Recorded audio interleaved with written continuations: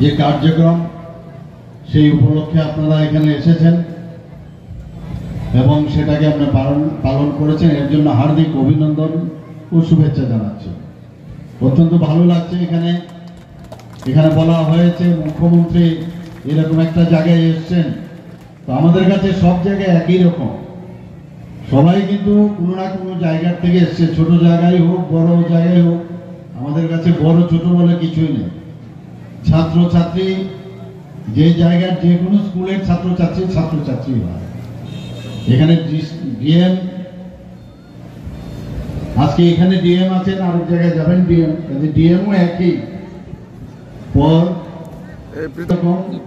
আমাদের West district যেমন আছে বড় বড় স্কুল আছে, এখানেও এইরকম স্কুল আছে, যে আমাদের কাছে কোনো আলাদা কিছু নাই। এবং এখানে আজকে আমরা সবাই জানি যে 1947 সালে যখন 15 আগস্ট ভারত স্বাধীন হয়, আমরা জাতীয় পতাকা উত্তোলন করি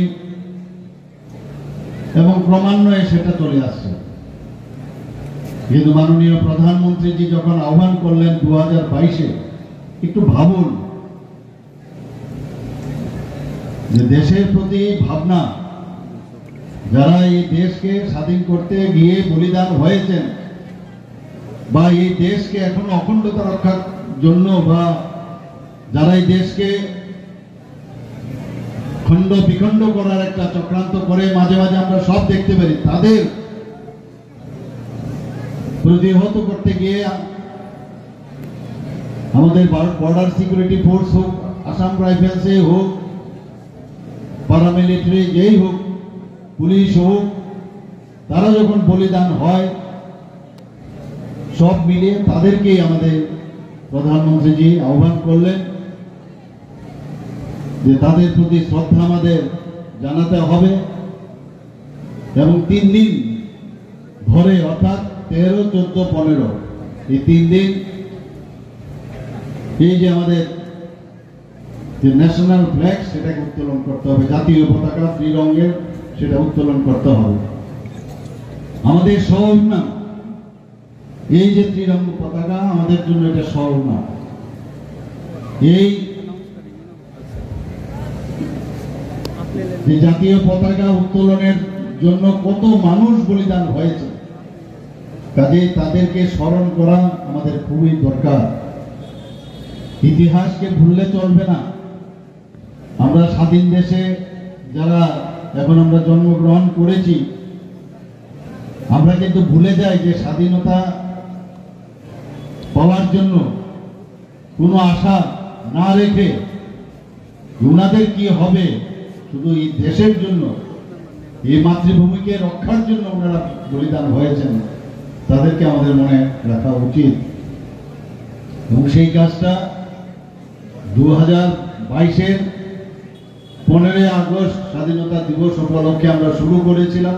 বলা হয়েছে হর ঘর তিরঙ্গা, আমরা সবসময় হর ঘর তিরঙ্গা আমরা ঘরেও লাগিয়েছি, কিন্তু এর মধ্যে কিন্তু আমরা আমাদের মতো করে লাগিয়েছি। কিন্তু প্রধানমন্ত্রীজির আহ্বানে উনি কি বললেন যে প্রতিটি মানুষ সেই ফ্ল্যাগ কিনতে হবে, আমাদের ন্যাশনাল ফ্ল্যাগ কিনতে হবে, কিনে যে যার বাড়িতে ঘরে সেটা লাগাতে হবে।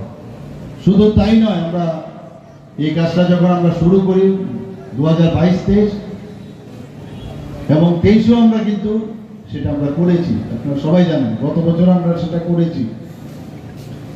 এবারে যখন নীতি আয়োগের বৈঠক দিল্লিতে হয়, সেই বৈঠকের পরের দিন মুখ্যমন্ত্রী কনক্লেভ হয় এবং উনি আমাদের স্মরণ করিয়ে দিলেন। এবং আপনারাও দেখেছেন যখন মন কি বাত অনুষ্ঠানে উনি বারবার বলেছেন যে হর ঘর তিরঙ্গা অনুষ্ঠান যেন আমরা ভালোভাবে উদযাপন করতে পারি এবং যারা আমাদের দেশের জন্য প্রাণ বলিদান হয়েছে তাদেরকে স্মরণ করার জন্য উনি বলেছেন। এতে করে দুটো জিনিস হয়, একটা হচ্ছে আমাদের মধ্যে দেশাত্মবোধের ভাবনা, সেটাও কিন্তু চলে আসে। প্রধানমন্ত্রীজি স্লোগান দিয়েছিলেন 75 বছর যখন পূর্ণ হলো, এটা 78তম আমরা স্বাধীনতা দিবস আমরা পালন করছি। যখন 75 বছর হয়েছিল তখন উনি বলেছিলেন 75 সীমান্ত গ্রাম বীরকানা। সেই অনুষ্ঠান আমরা করেছি ত্রিপুরার বহু প্রান্তে, আমরা সরকারি পর্যায়ে বেসরকারি পর্যায়ে। আমরাও জানতাম না, যারা আনসাং হিরোজ, অজানা যারা আমাদের এই দেশের জন্য বলিদান হয়েছেন, তাদের আমরাও জানতাম না। সেখানে আমরা বিভিন্ন গ্রামে ওনাদের নাম আমরা সংগ্রহ করি, সেখানে ফলকের মধ্যে ওনাদের নাম আমরা খোদাই করি এবং তাদেরকেও আমরা সম্মান দিয়েছি।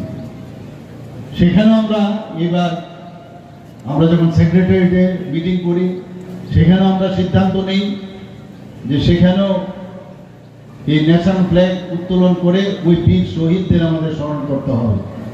ত্রিপুরাতেও বহু গ্রামে আমরা অনেকে জানি না, আমাদের অনেক যারা সৈনিক বিভিন্ন গ্রাম থেকে প্যারামিলিটারি ফোর্সে, পুলিশে তারা আছে এবং তারা শহীদ হয়েছে, তাদেরকে আমরা সেখানে খোদাই করে সেখানে ওনাদের নাম আমরা সেখানে সারা নেক্সট জেনারেশন যাতে মনে রাখে তার জন্য সেখানে খোদাই করা হয়েছে।